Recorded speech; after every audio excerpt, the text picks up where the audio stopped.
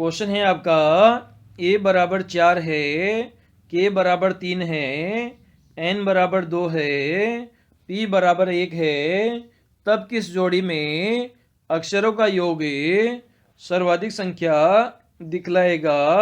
ये आपको यहाँ पर फाइंड आउट करना है। इसके लिए आपको यहाँ पर 4 ऑप्शन गिवन है, तो इसे हम सोल्व करने की कोशिश करते हैं। तो सबसे पहले हमें जो लेटर है के ए एन पी के, इसका हम टोटल करते हैं। तो के को आप कितना लिखते हो, 3 लिखते हो, प्लस करेंगे ए को अगर आप कितना लिखोगे, 4 लिखोगे, एन को कितना लिखोगे, एन को आप 2 लिखोगे, पी को कितना लिखोगे, 1 लिखोगे, के को कितना लिखोगे, के को वापस 3 लिखोगे।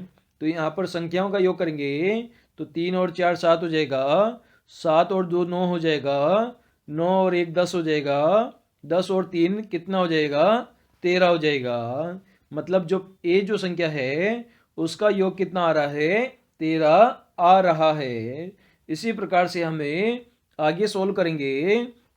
तो यहाँ पर एन पी ए के एन लिखा हुआ है, तो एन का मान 2 हो गया, पी का मान 1 हो गया, ए का मान 4 हो गया, के का मान 3 हो गया, और एन का मान कितना हो गया, 2 हो गया।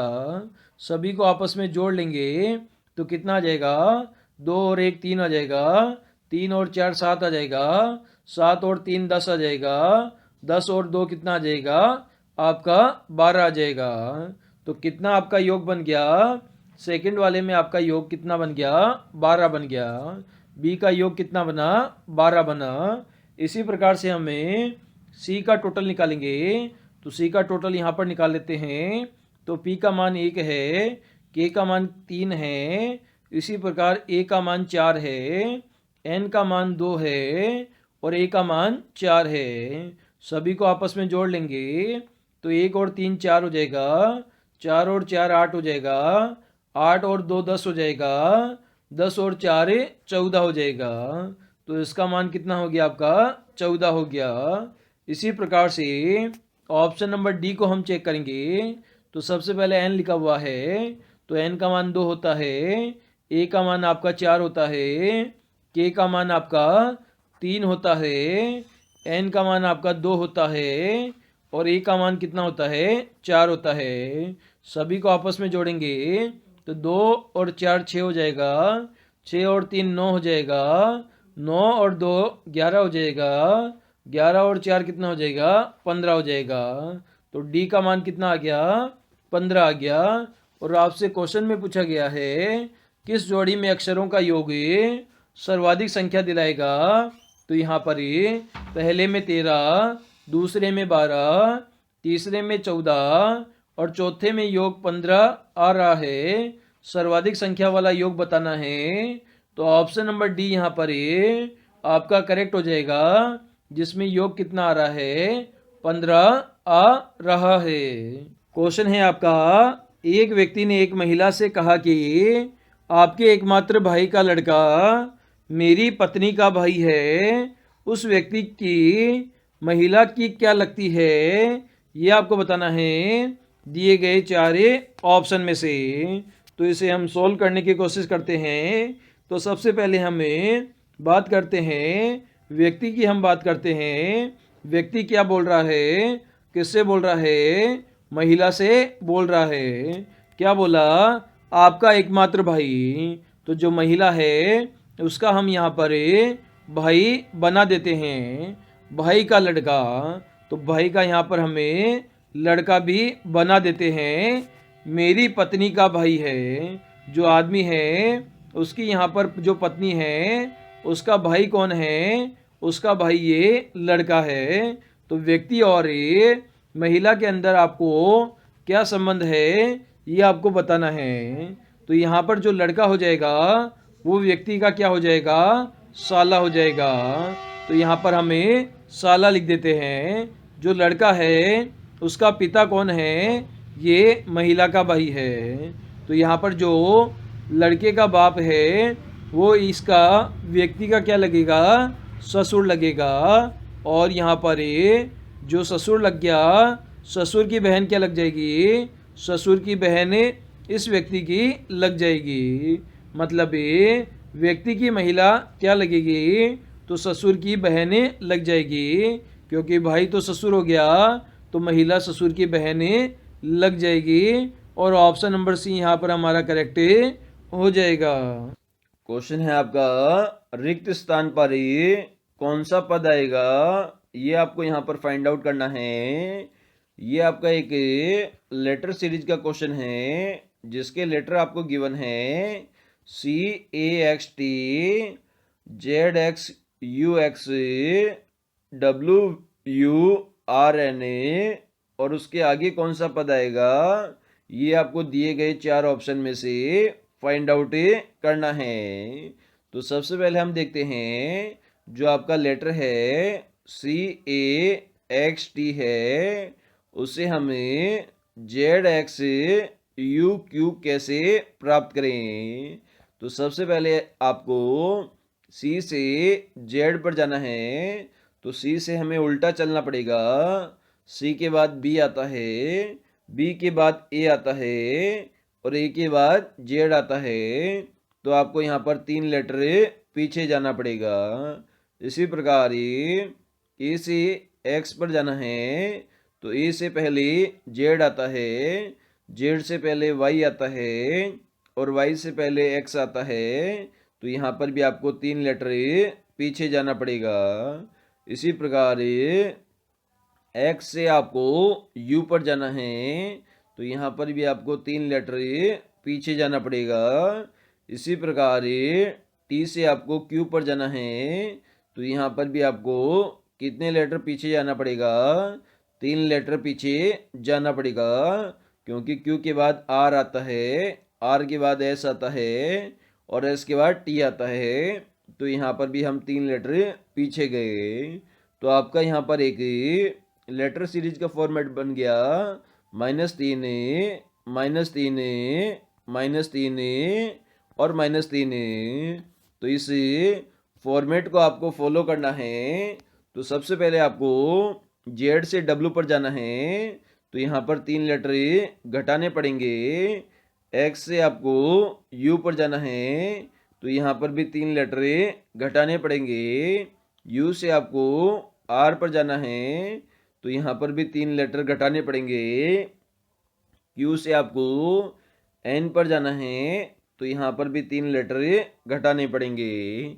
सिमिलर हम आगे देखते हैं। आपकी यहाँ पर सीरीज है WURNA।